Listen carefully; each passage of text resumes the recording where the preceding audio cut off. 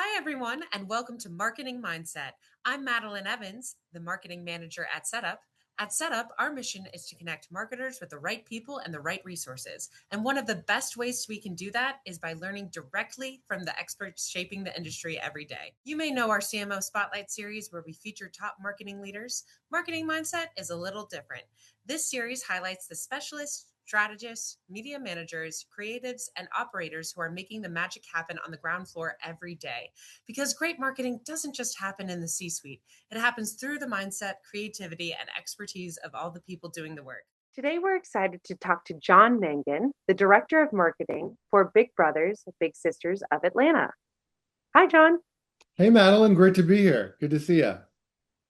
Please tell me about your organization and your role and your team. I've known you for a while in Big Brothers, Big Sisters, and so I'm so excited to hear about your journey, how you got started there, and how you are where you're at right now.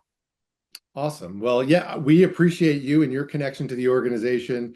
Madeline, for those of you watching, did an awesome thing at one of our big gala fundraisers last year, where she worked with some of our bigs and some of our littles, our big little matches, to do a performance and talk about why the mission is so important to them. And it helped us raise a lot of money, and it was a great experience for our matches. So thank you for that, Madeline. Thank you for that connection there. But yeah, I am the marketing director for Big Brothers Big Sisters of Metro Atlanta. I've been with the organization, almost 9 years now.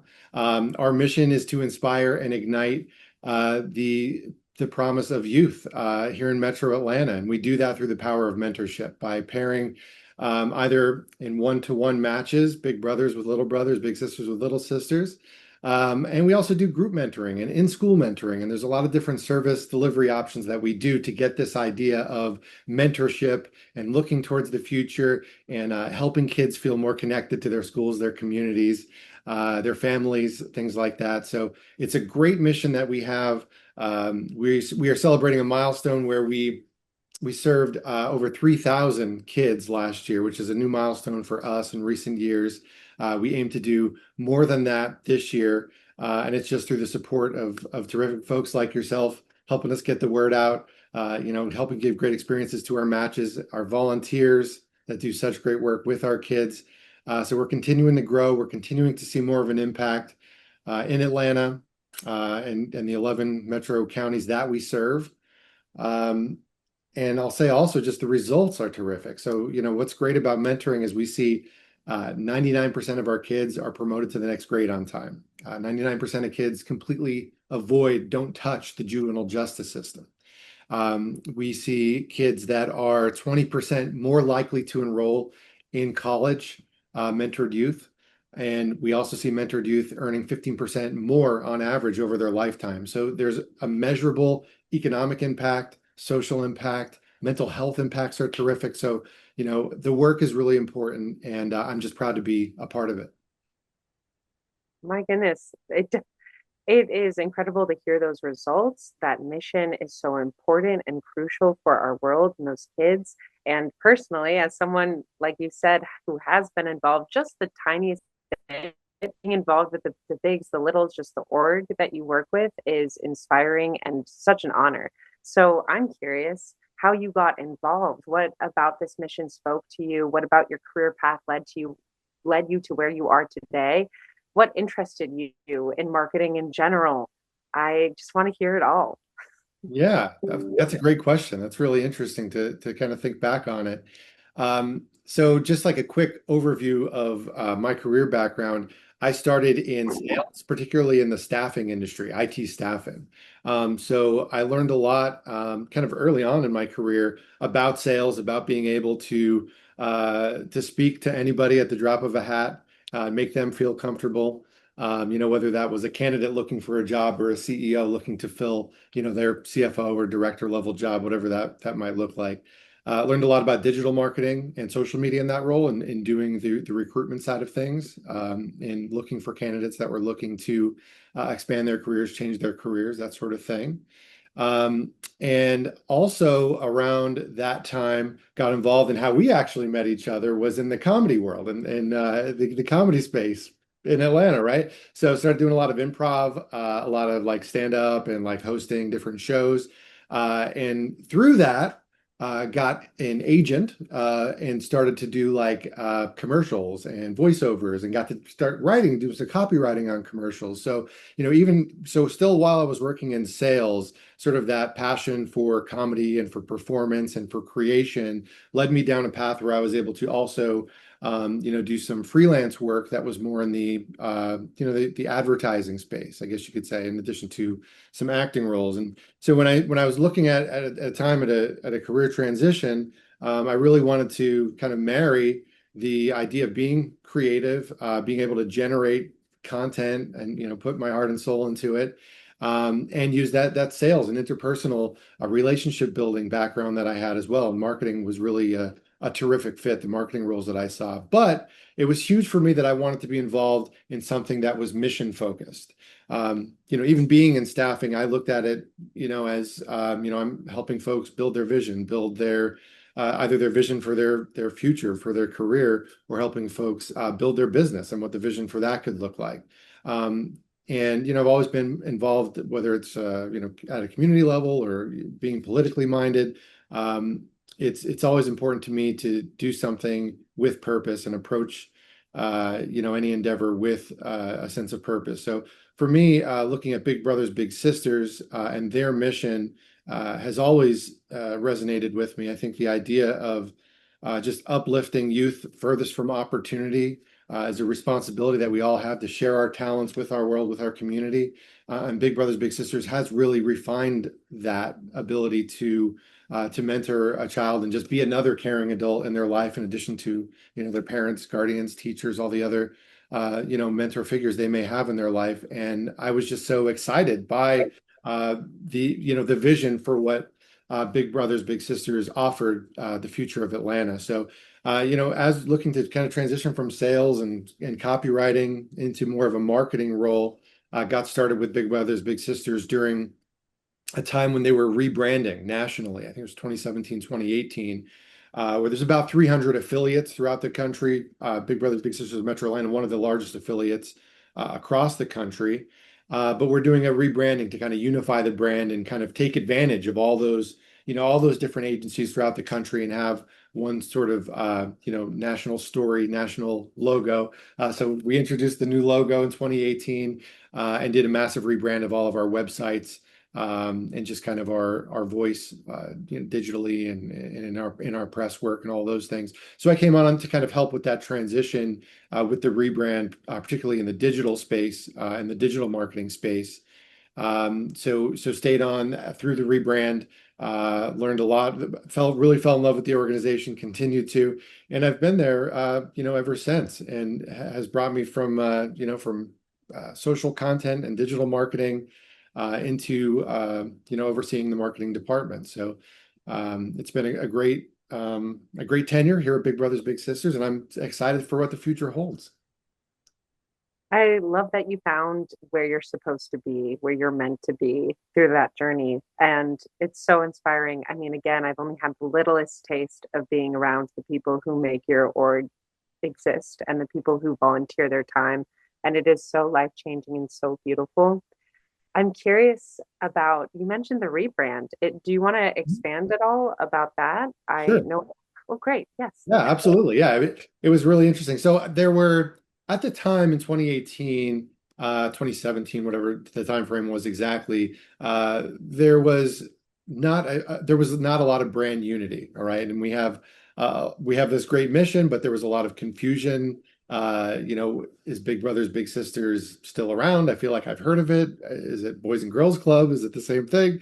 And there was a lot of just maybe not a real sense of what our mission is and how many communities that we're in and how many we're impacting. So the national leadership, saw that issue, partnered with a marketing agency by the name of Barkley out of Kansas City, who specialized in, or still do, I imagine, specialize in legacy brands, which is how they approached it.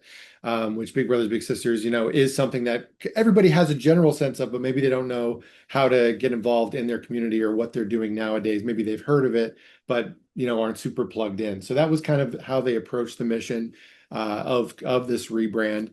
and rolled out a new logo, rolled out new colors nationwide. We were in a space where every agency had like their own individual colors and logo that they were using, which I think led to a lot of the maybe confusion about our mission or about our affiliations. But I think the unity under the brand and just some really incredible work by the national team of leading the charge on not only the branding side of it, but getting out in front of the press and making terrific partnerships with corporate partners nationwide, at that time as well, really helped to, I think, elevate us, in maybe the minds of a lot of folks and kind of get that understanding of our mission and our value proposition in communities across the country.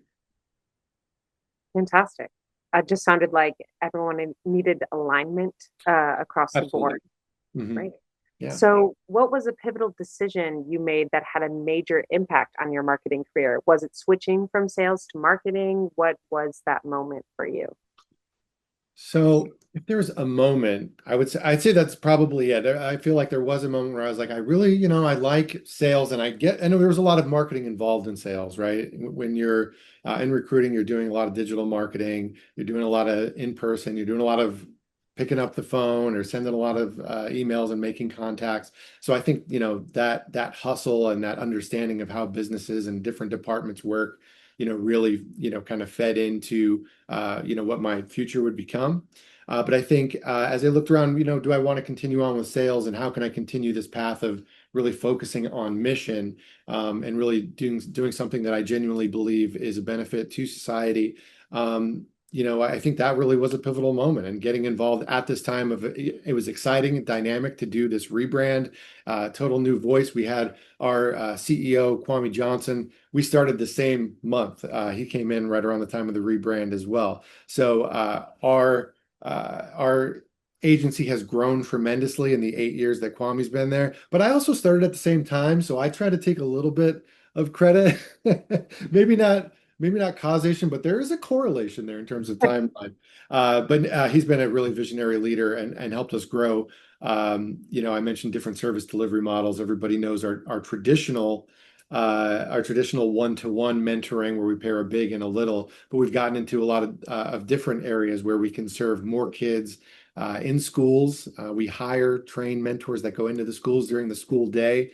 And that's been able we've been able to serve more kids doing group mentoring and the one-to-one mentoring in schools as well. There's a lot of other different service delivery models. So I realize I've veered off your question quite a bit, but I am excited about how we've been able to innovate as an agency and have been a model for how Big Brothers Big Sisters has expanded across the country and expanded their service delivery models.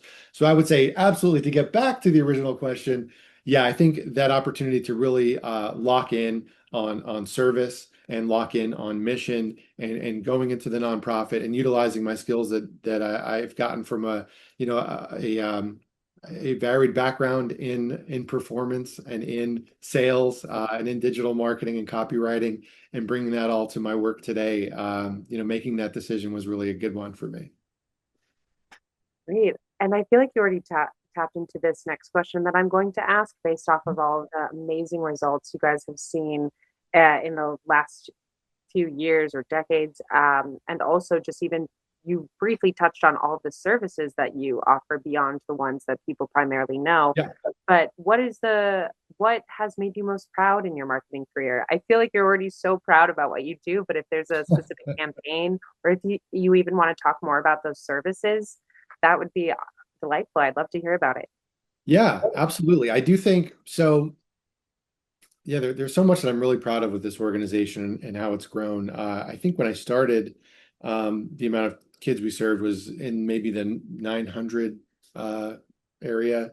And now, as I mentioned, it's over 3,000. And, we have plans to grow year over year and really just kind of blow that number out of the water as we continue to make more impacts on families. I'll say that we were named, Big Brothers Big Sisters of Metro Atlanta was named the Large Agency of the Year at our national conference last June, so almost a year. So we will be retiring that title soon.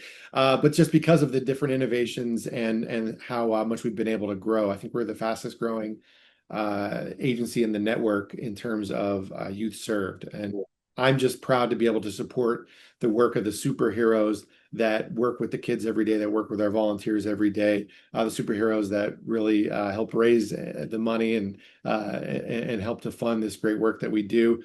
So I'm proud of that honor of being named Agency of the Year. We also, this is exciting too, Atlanta was named the host city of the national convention for this year. So last year it was in Philly, where I'm actually, from Pennsylvania, and went to school and lived in Philly for a long time. So that was a lot of fun. That's where we received our recognition as Agency of the Year. And now this year it's being hosted in Atlanta in just a couple of weeks, as a matter of fact. So been getting really excited and just busy working on that and helping Atlanta, the agency, as well as all things about the city. We're putting our best foot forward for all these different folks from all across the country are coming to kind of learn about some of the stuff we've been doing here and just learn from each other, and kind of share that knowledge.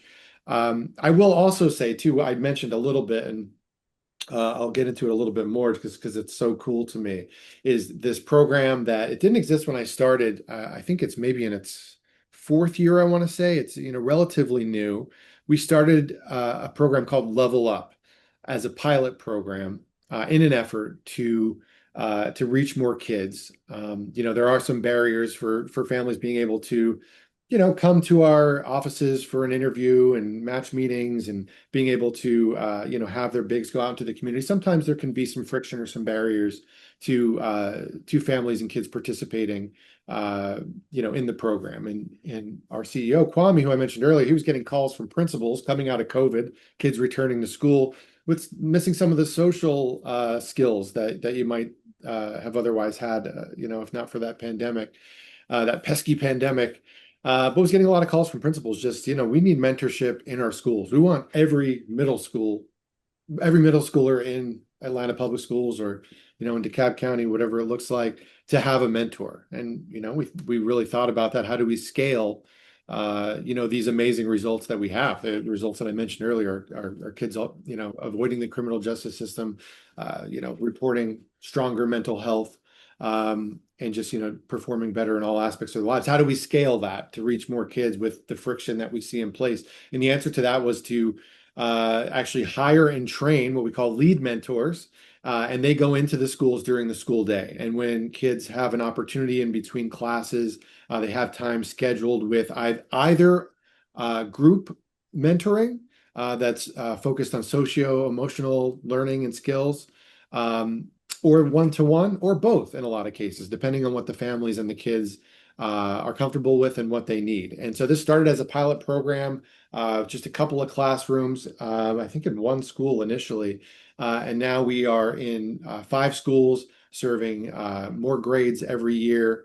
And I think the number is somewhere in the neighborhood of 1,200, starting from a very low number in the hundreds. So this model, this level up model that this agency created, is now leading the way nationally. We are basically mentoring other agencies across the network in how to do this and how to implement this, how to fund it, and how to design a curriculum that makes sense and makes an impact. So I've been really proud to be a small part of Level Up. I actually did come up with the name Level Up, so I can say that I've worked out the initial branding. So I'll take that aspect of it. But it's just been incredible to watch the growth and the impact that Level Up has had alongside our traditional program. So a very long-winded way of saying that I'm just super proud of the work that we've been able to do in recent years. And congratulations for all of it. It's oh my gosh, it's so meaningful to be a part of an organization with a mission that matters, and then also to see your work have real results. And so congratulations on the new program, for the name ideation, for hey, that's tough. And then your the award, and then now you're going to be host. That's all really exciting. There must be such like a drive and momentum and energy right now that you guys are all facing from seeing all of these results. It's really incredible. Congrats. Well, thank you so much. And yeah, there absolutely is a momentum that gets us all excited to do the work we do every day, for sure. And so, based off of what we've been talking about, I mean, your organization deals a lot with mentorship, and you clearly have a passion for it. beyond how you service the community, how has mentorship been a part of your career? Do you mentor people in marketing? Were you mentored by people in your path? How has mentorship been a part of your journey?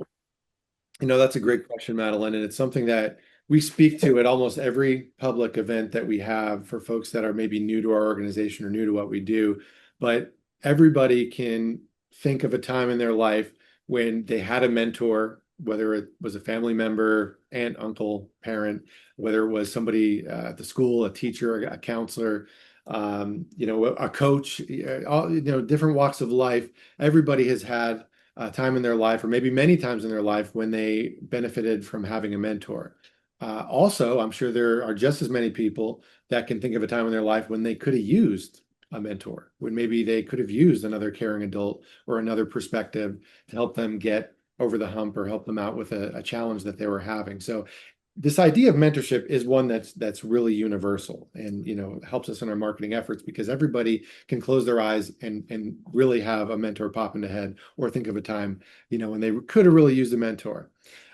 So for me, just in my career, I would say that it's just been tremendous to, I mentioned, I started at the same time as Kwame. It's been really cool to just see how Kwame connects with the community. He's a fundraiser. He's out front telling everybody about our mission. It's really been impressive to watch him work and watch the growth of the agency.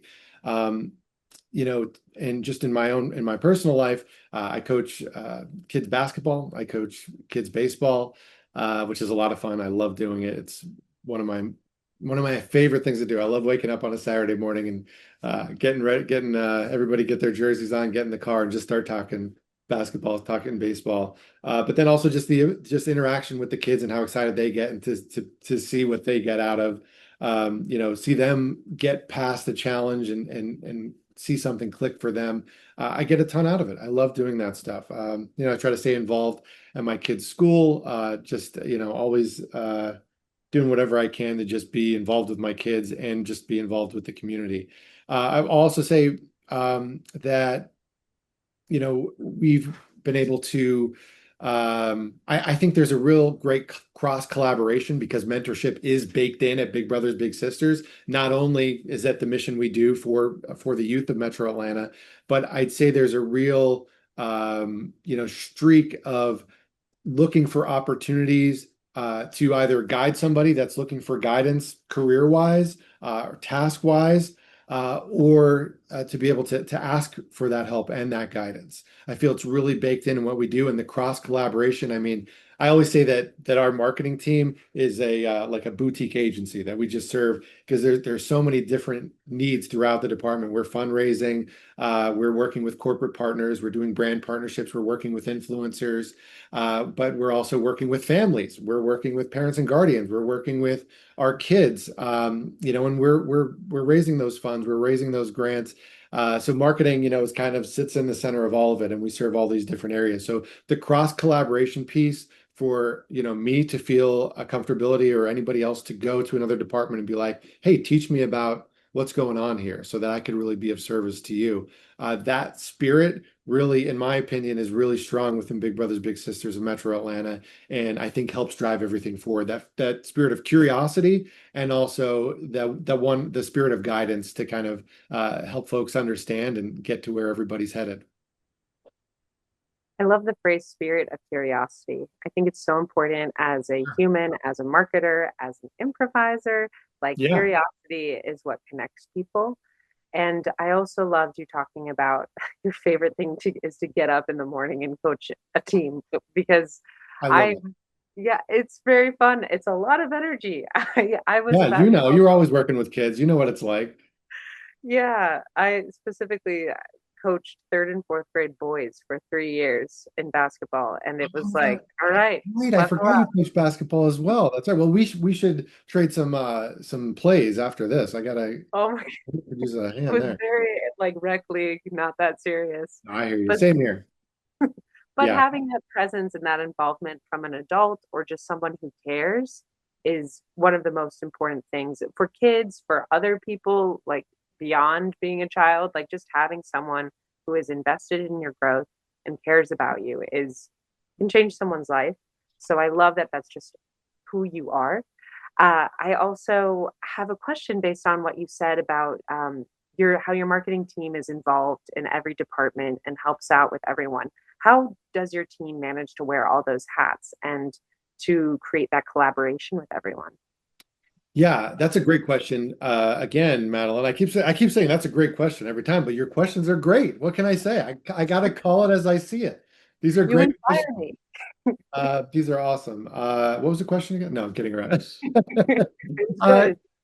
so yeah, I mean, prioritization and understanding where you're going as an agency is at the forefront of everything that we do. I think um, I would say that in anything that you do, to kind of back up a little bit, having an understanding of what your compass is, whether that's, what your morals are, what your beliefs are, who you are as a person. If you can like focus in on that center, it makes decision making so much easier. So I'll start with number one, that how that, what I think, what I believe, how I present myself to the world. We'll start there. But I think then you also have to have, as a team, right? You have to have that compass of what are the main goals that we're trying to get there? Why are we trying to get there? And, how do we get this whole organization to where we need to be? So having understanding of just the agency priorities and why those priorities exist, I think is paramount in being able to prioritize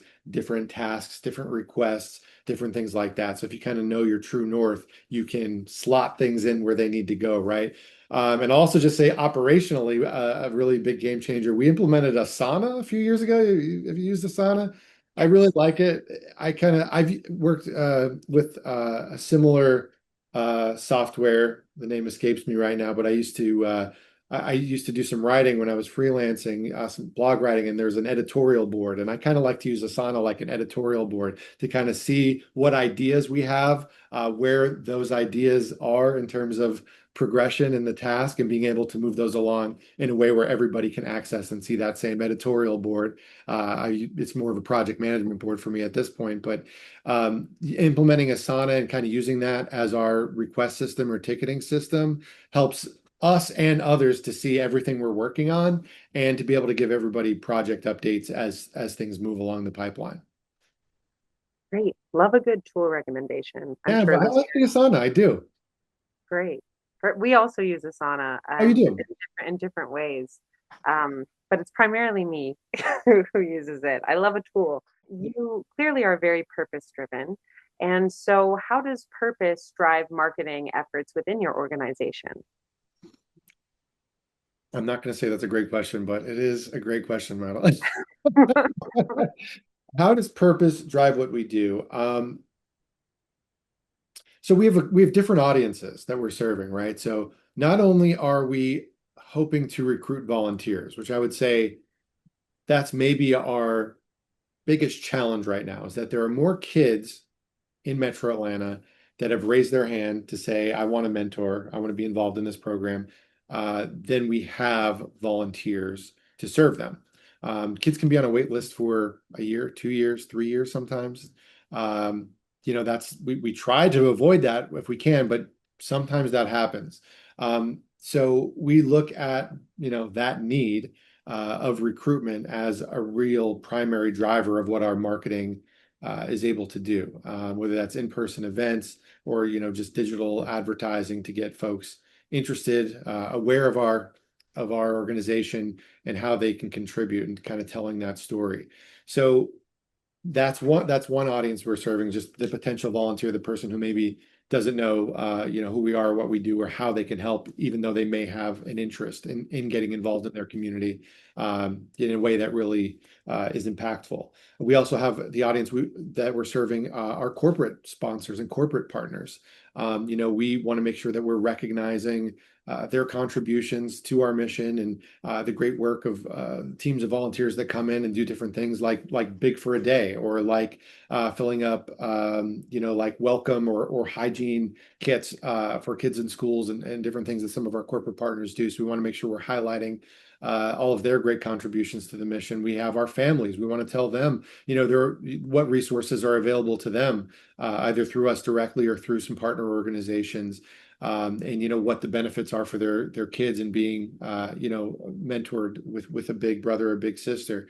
So we have all these different audiences, and when we do our team meeting for marketing, what we're doing is we're talking about how are we reaching the different audiences, this week or this month, to make sure that everybody feels engaged, that they're a part of the mission, that they're excited about it, and just kind of keep that ball in the air. So yeah, it definitely just keeping in mind those different audiences, who we're serving, making sure that they're feeling served by what we put out there is paramount to what we do.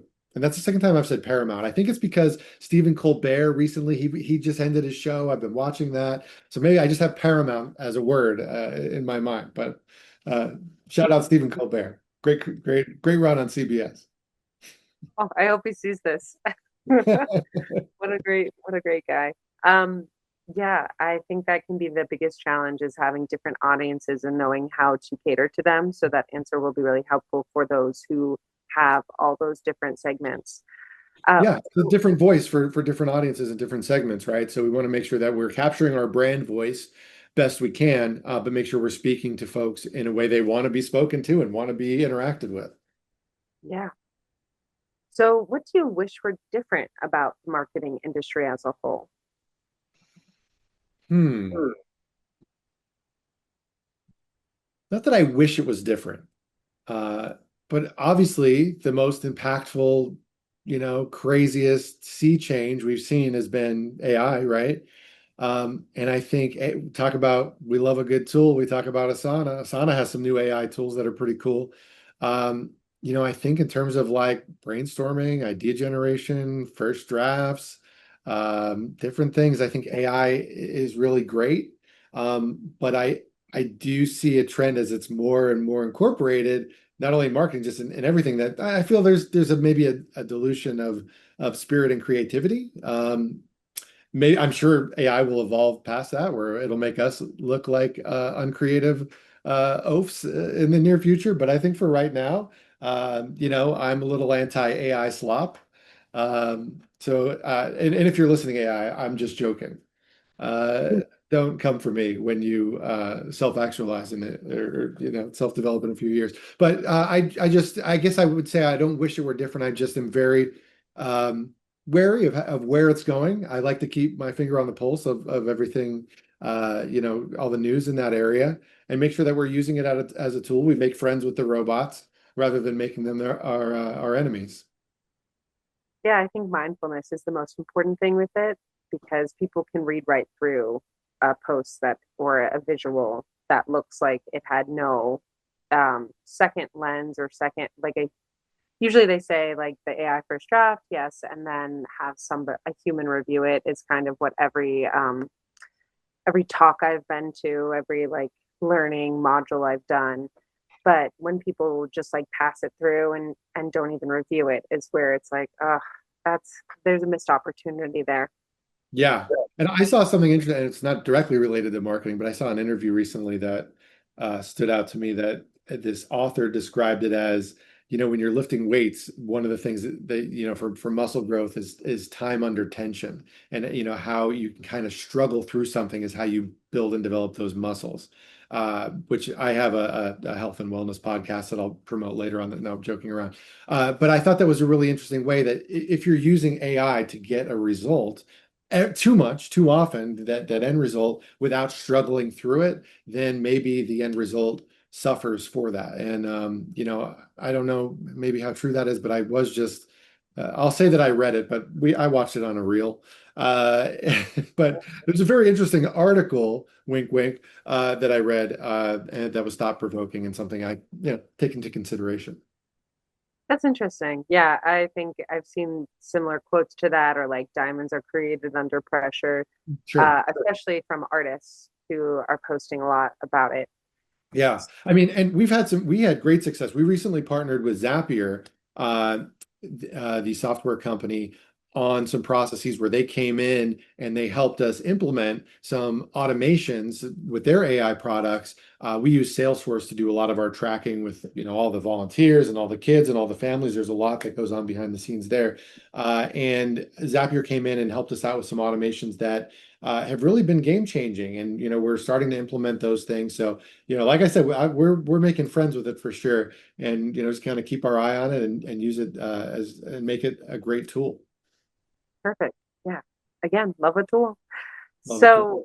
So, so we had talked about all of your different audiences and the different voices that you use to relate to them.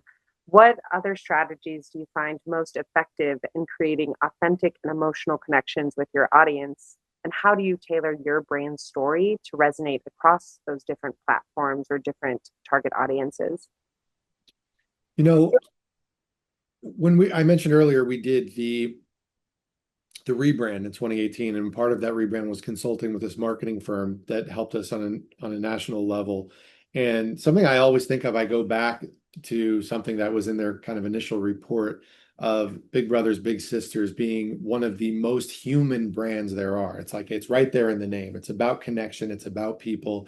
I think just using the term brother or sister, there's a familial connection. There's a, looking up to, yeah, maybe it's a spiritual connection to it. It's right there in the name, and it's right there in the mission. Being in marketing, it's got to be super story driven. So I spoke at the top of our conversation, just the idea of all these great statistics that we have, because we have awesome results. We've been in this community since 1960 in the 11 counties of Metro Atlanta, and Big Brothers Big Sisters of America has been doing it even longer. And the data points that we have are terrific. As an opening, they're great. They get people to lean in. I want to get involved. I want to contribute to this. But I think what really, really hooks people and what hooks me are the stories, the very human stories that we have at the heart of what we do as as a mentoring organization. So I just think of stories like our big brother and little brother of the year. We have a big appreciation night every year where we give different awards out: Rookie of the Year, Match of the Year, all these fun things that we do. In our current reigning male Match of the Year, Big Brother Match of the Year, Big Brother Lance, little brother Caden. And oh yeah, you know them. You worked with them, right? Yeah, that was it. Oh my God. Yes.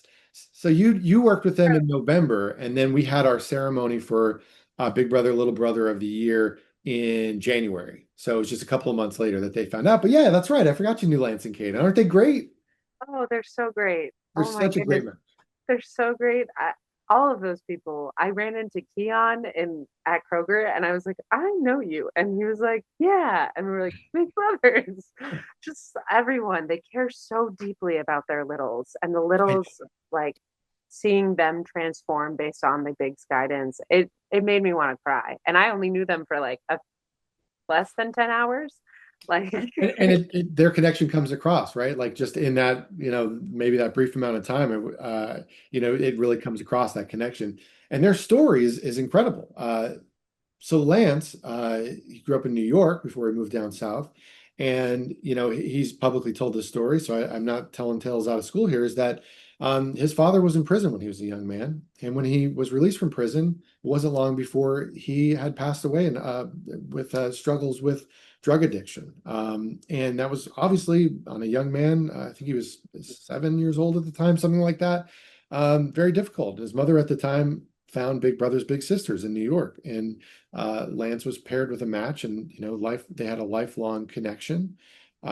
His big brother unfortunately passed away a couple of years back, but many years they had a great connection. And Lance, through all the difficulties of his life, always had, talk about a compass or a North Star, always had in the back of his mind he wanted to give to someone the same way that he was poured into from his big brother and what he got out of that. So, he kept that promise to himself and met up with Caden. And Caden had recently dealt with a loss in his family. So Lance knew what he was going through at a very real level. And found this connection.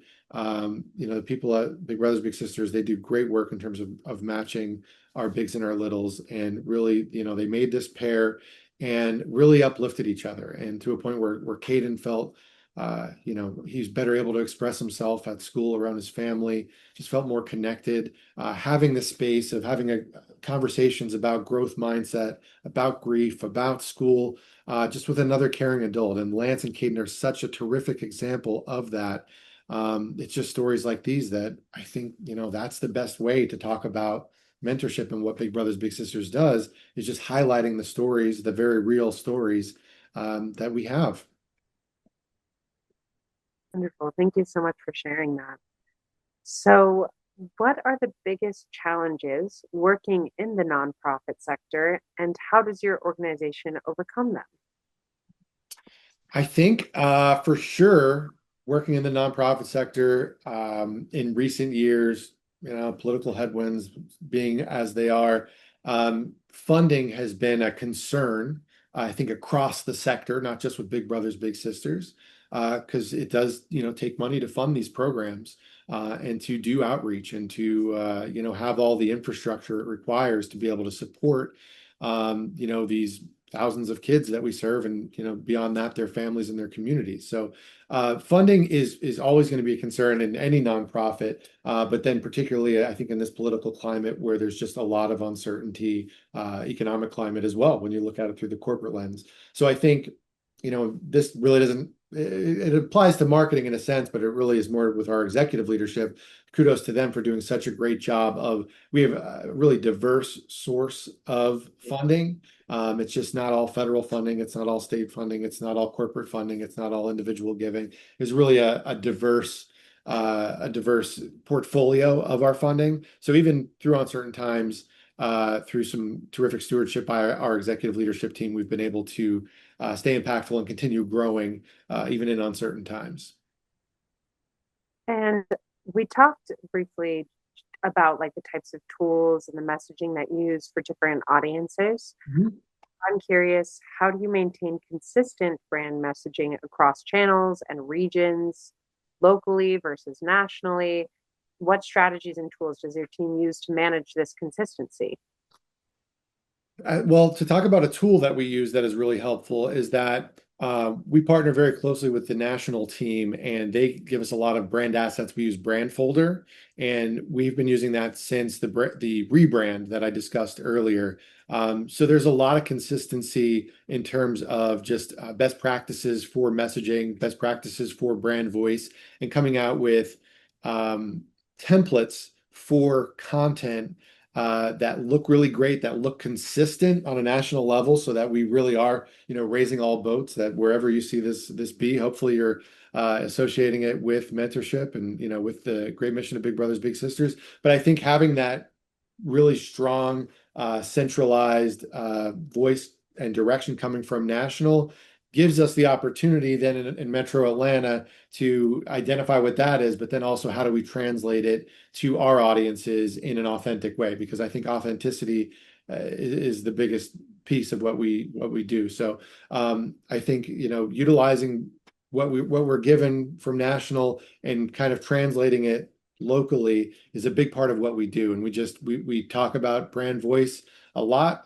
We talk about consistency in just utilizing our logo and our colors and our font. And we're meeting about that regularly and making sure that our content calendars and our paid advertisements reflect what national is saying, but is also authentic to our local audiences.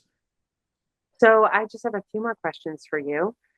Before we started recording, we talked about your love for Disney. I'm a huge Disney fan. This doesn't need to be the answer, but I'm just curious what brings you joy in either marketing or otherwise?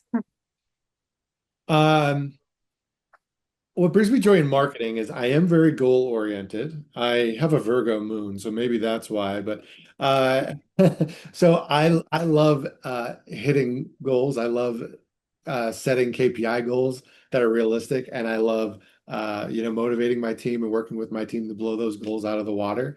I get really excited, maybe more so than achievements like Agency of the Year and this, that, and the other. I'm just really excited by blowing our goals out of the water and really pushing it and trying our best. So I get excited by that for sure. That gives me joy. We talked about Disney a little bit. I am a Disney adult, proud Disney adult, unapologetic Disney adult. I think Disney adults get a bad rap. Yeah, we're fans of the parks, of the movies, of the streaming service. We love a nice conglomerate that can a media conglomerate. But yeah, we're big fans of Disney parks. We're annual pass holders. So we try to take advantage of that and get down to the parks in Florida as often as we can. It's only a short 6.5 hour drive from ATL, right? So yeah, we go as often as we can. And nothing gives me more joy. The Disney parks are great, of course, but nothing gives me more joy than spending time with my family. I've got two sons. One, he turns 10 today. Today's his 10th birthday. I don't know when this will air, or when it goes out, but today's his 10th birthday, so happy birthday, Jack. But we just love spending time together. And whenever we have an opportunity to just have fun, follow all our interests, we all love Star Wars. We all love, Toy Story and all that fun stuff. We love getting down to Disney and just spending time with each other. Your family truly is so beautiful. As a fan of your Instagram, love, I feel like I've seen your kids grow up. I truly, because I Uh, met you about 10 years ago. yeah, yeah, So that's right. Yeah, Jack was a baby, I think, around the time that we met. That's right. yeah. So not only have I seen you grow in your career, but also your children, and you're just like the kindest person. So nothing like you deserve everything. It's That is really so that is so kind of you to say, Madeline. I appreciate everything, all the kind work you do in our community, and gosh, you're just one of the best performers I've ever seen. I just love watching you do your thing comedy wise as well. So yeah, you're the best. dang. This is so nice. Okay. I, wow. I can't. Thanks. That's so nice. I also loved how much you doubled down on like, I'm a Disney adult. I'm proud of this. This, Yeah. What's not to like? I yeah, mean, it's fun. I'm right there with you. What is that? I mean, p people do say to me, like, "Dude, don't you get sick of it? You're going to Disney again?" But hey, we already bought the annual pass. It's not like I'm not going to use the annual pass. But Yeah. there's so many different things you can do there. It's not that I need to ride Thunder Mountain a million times, although I do need to ride Thunder Mountain a million times. Uh, there's just so many different things to do, all the different resorts. There's stuff for the kids to do. There's stuff for my wife, Amy, and I to do. We meet family down there from Pennsylvania. We have family in Florida as well. So it's usually a family reunion as well when we're down there. And it's just great family fun. So, John, we've talked a lot about your passion for your life, your work, the world, and community. What is your secret sauce? What is your superpower that you bring to the table? So I'd like to say that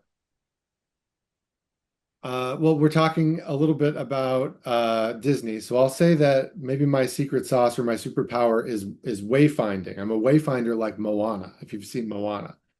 She Yeah. likes to find the way through the sea. I'd say that I pay attention to what excites me and what engages me. I pay attention to what makes me mad, what angers me, what maybe moves me to action. I pay attention to just things that are funny, things that are cool. And I pay attention to what drains me and what gives me joy. And I think, we talked a little bit about having that compass. I think paying attention to those things help you find your path, whether it's for a marketing campaign, whether it's a career path, whether it's a life path, whether it's a family path. I think paying attention to all these different things and being in comedy, that I think hyper attentiveness is a part of it because we have to be attuned to the human condition. We're always paying attention to people's quirks and maybe different groups quirks and things like that we can feed into our comedy machine, whether it's for a stand-up joke or for a sketch idea.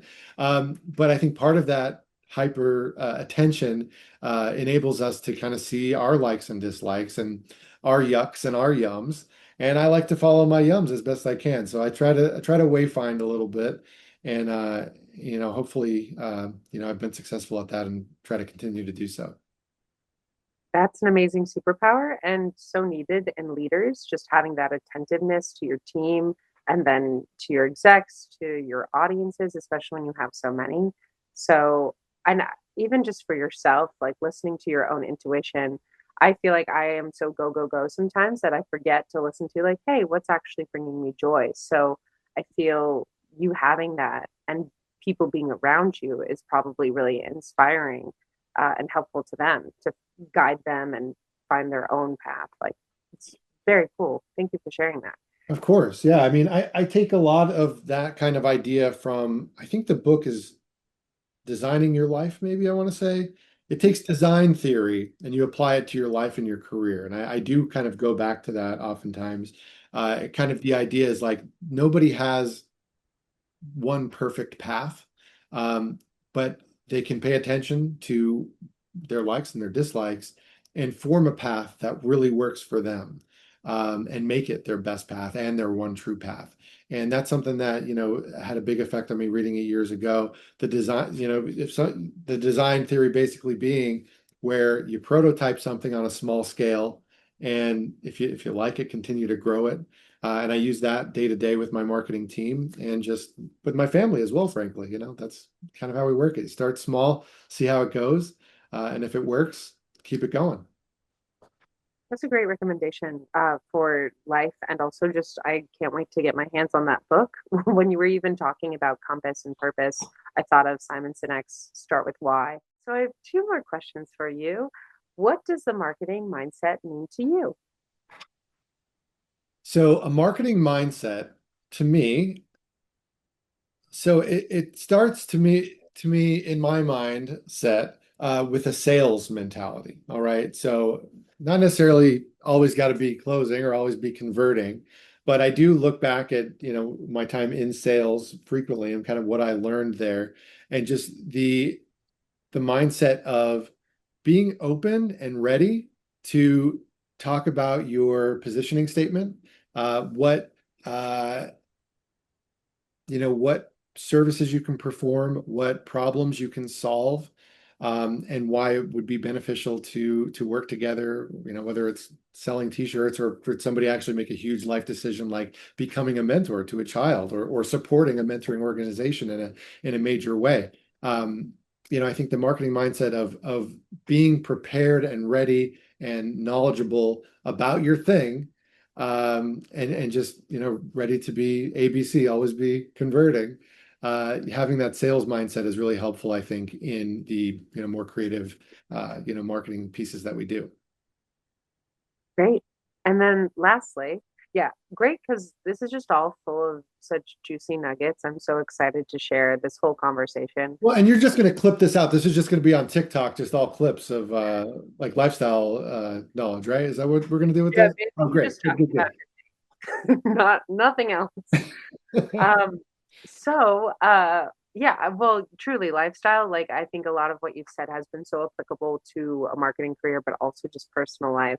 And so I really have enjoyed this conversation. And I just want to know how people can get more involved with your organization. How can people help? How can people volunteer? Just tell us all about how we can help you. Now, that is a great question. That is a terrific question. I appreciate you asking that because, like I mentioned, a couple of times throughout this conversation, we really need volunteers. We have about 200 kids on our waiting list, almost all of them boys right now, that have been waiting, some for more than a year. And we have different ways that we can engage our waiting list with different opportunities. But really, our goal is to get them in mentoring relationships. So if you yourself are interested in becoming a mentor, please go to bbbsatl.org. Just Google Big Brothers Big Sisters Atlanta or wherever you are in the metro, and go to our website. You can sign up for an on-demand orientation where it's a video that gives you the rundown of what it takes to be a mentor. And if it sounds good to you, you can kind of you start the process and move through. But we definitely are interested in recruiting as many caring adults as we can, and particularly men. We've got quite a few women that have volunteered, and our numbers always skew towards female volunteers. Or not even skew. It's actually not even close. We get a lot more female volunteers than we do male volunteers, but we have just as many or more boys that are raising their hand and are looking for mentors. So that'd be the biggest way is either you yourself or maybe recommending to somebody maybe you listen to this podcast or see a clip on TikTok of me talking about my favorite design theory books.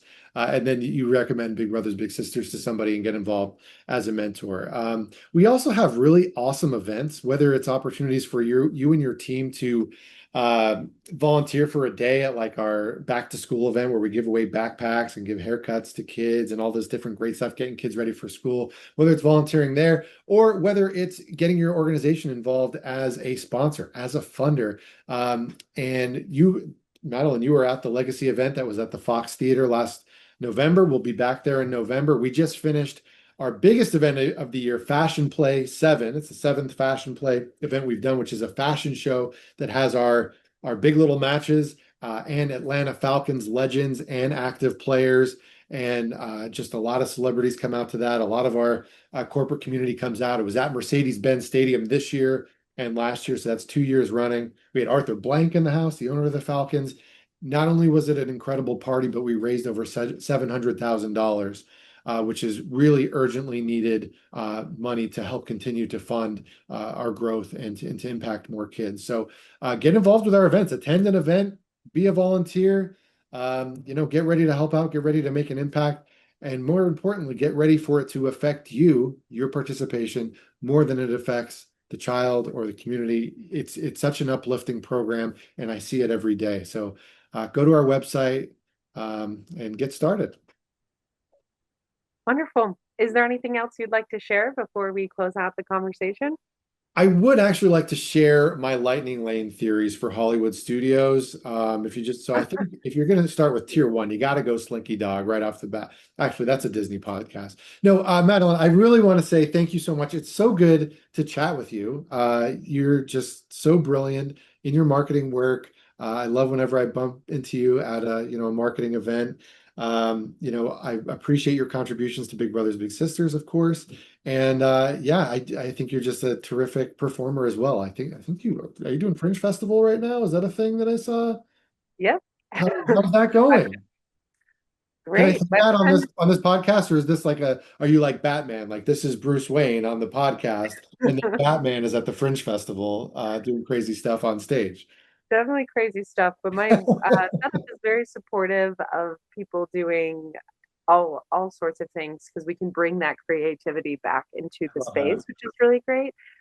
Joe, our CEO and founder, I've been at Setup for 9 years, and he was at my first ever Six Kids improv show in Oh, Atlanta. wow. First improv show in Atlanta. So, yeah, they've been very supportive. So, yeah, I'm doing Fringe in the middle of Atlanta Fringe, which is great. If people are artists or like art, they should totally check it out. And I just had two dropout members on Road Trip in the last week as well, which is the streaming service for improv, like Who's Line, but almost bigger. So it's just kind of insane Wow. right now. That's so awesome. Well, congratulations. You deserve all the success. You're such a kind, caring person, and you're so talented that any chance to interact with you, this conversation, a podcast, whatever it is, I'm always excited to chat with you. So thank you so much, Madeline. Thank you so much, John, for being a part of the marketing mindset.